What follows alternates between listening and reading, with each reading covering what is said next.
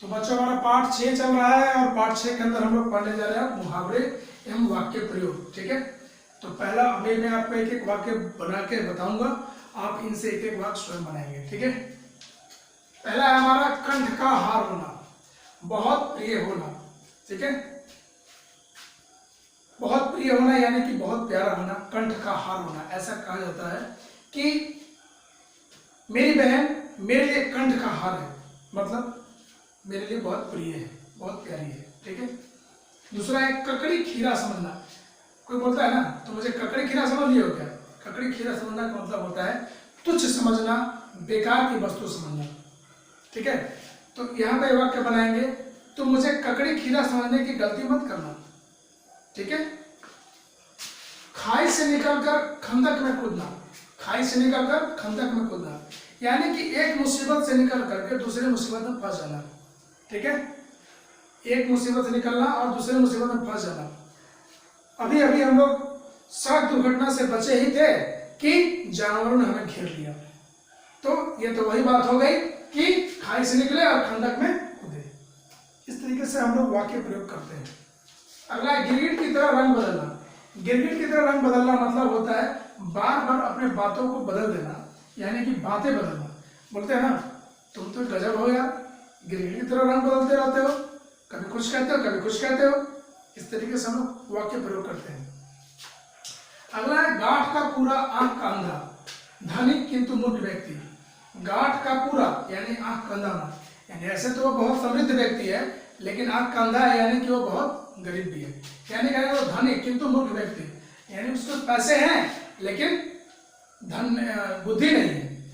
जैसे अकबर बहुत बड़े राजा थे लेकिन उनके पास पैसे की तो बहुत अपार थी, पैसे बहुत अपार थे, धन बहुत अपार था, लेकिन बुद्धि के मामले में बीरबल बहुत धनी था।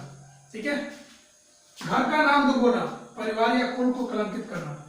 अक्सर हम लोग घरों में कहते हैं ना कि इस लड़के ने तो घर का नाम डुबो दिया, घर का नाम मिट्टी में मिला दिया, खानदान का नाम मिट्टी में मिला दिया। इस सभी का मतलब एक ही है, सबका मतलब क्या होता है? परिवार या कुल को कलंकित करना। कुल मतलब होता है वंश या अपना परिवार, खानदान। ठीक है, तुमने एक अंतरजातीय विवाह करके इस परिवार का नाम डुबो दिया। इस तरह से लोग बोलते हैं। चट कर जाना यानी कि सबका सब खा जाना।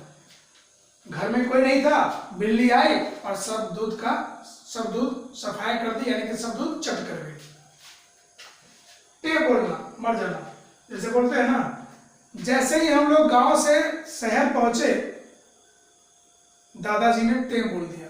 टे बोल दिया यानी कि मर गए, यानी कि दादाजी बिल्कुल अंतिम सांस ले रहे थे लेकिन जैसे हम लोग पहुंचे वो मर गए, यानी कि टे बोलना यानी कि मृत्यु होना।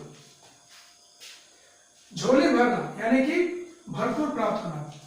भगवान जब देता है तो छप्पर फाड़ कर देता है, यानी कि भगवान जब देता है तो झोली भर देता है, यानी कि पूरा भरपूर देता है।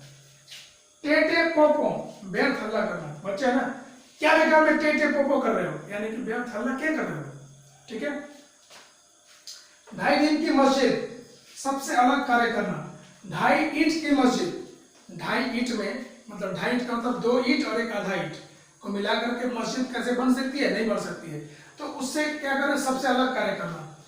तुम तो परीक्षा में ऐसे कार्य कर रहे हो, लगता है जैसे 2.5 ईंट की मस्जिद बना रहे हो, यानी कि आप ऐसे कार्य करो जो सबसे अलग कार्य कर रहे हो। तो इस तरीके से देखो बच्चों, वाक्य प्रयोग करने से क्या होता है कि आप जो भी मुहावरे हैं ना वो आपके दिल और जहन में बिल्कुल तरीके से याद हो जाएंगे और आप इन्हें कभी नहीं भूलेंगे। इसलिए एक एक वाक्य मैंने आपको बता दिए हैं और आप एक एक वाक्य स्वयं बनाएंगे। जितना ज्यादा आप वाक्य बनाएंगे आपके लिए उतना ही अच्छा रहेगा, आपके लिए हिंदी उतनी ही आसान होती चली जाएगी। इसलिए मैं आपको शब्दार्थ हो, विलोम शब्द हो, पर्यायवाची हो, अनेक शब्दों के लिए एक शब्द हो या फिर मुहावरे हो, इनसे मैं आपको एक एक वाक्य बनाने को जरूर कहता हूँ। जो बच्चे मेरी बातों का अनुसरण करेंगे उनकी हिंदी बहुत अच्छी हो जाएगी। मैं एकदम दावे के साथ कहता हूँ कि आपकी हिंदी बहुत अच्छी हो जाएगी अगर आप मेरी बातों का अनुसरण करेंगे और जो भी मैं आपको पढ़ाता हूँ आप उसको अनुसरण करेंगे तब। ठीक है, सिर्फ नोटबुक में उतार लेने से आपकी हिंदी अच्छी नहीं होगी। एक पेज हिंदी हैंडराइटिंग डेली लिखो, एक पेज हिंदी को पढ़ो, उसके अंदर के कठिन शब्दों को लिखने का अभ्यास करो। जो मैं लिखवाता हूँ उसके नोट्स को याद करो, लिख करके अभ्यास करो।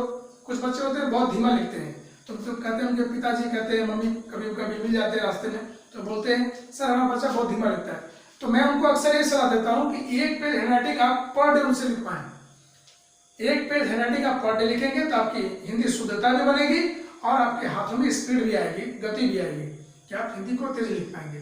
ठीक है, तो इसी के साथ आपका ये अध्याय मैं अब खत्म कर रहा हूँ। मैं आपको कुछ गृह कार्य दे रहा हूँ, आप उसे पूरा करेंगे और उसे कंप्लीट करेंगे। अब सोमवार के दिन मैं एक वर्कशीट लूंगा पार्ट 6 का, सोमवार के दिन, बिकॉज शनिवार और संडे आपकी छुट्टी है। शनिवार को आपका 15 अगस्त है, हैप्पी स्वतंत्रता दिवस, 15 अगस्त की शुभकामनाएं। आप अपने घर पे ही स्वतंत्रता दिवस को मनाएं और देश को याद करें। धन्यवाद।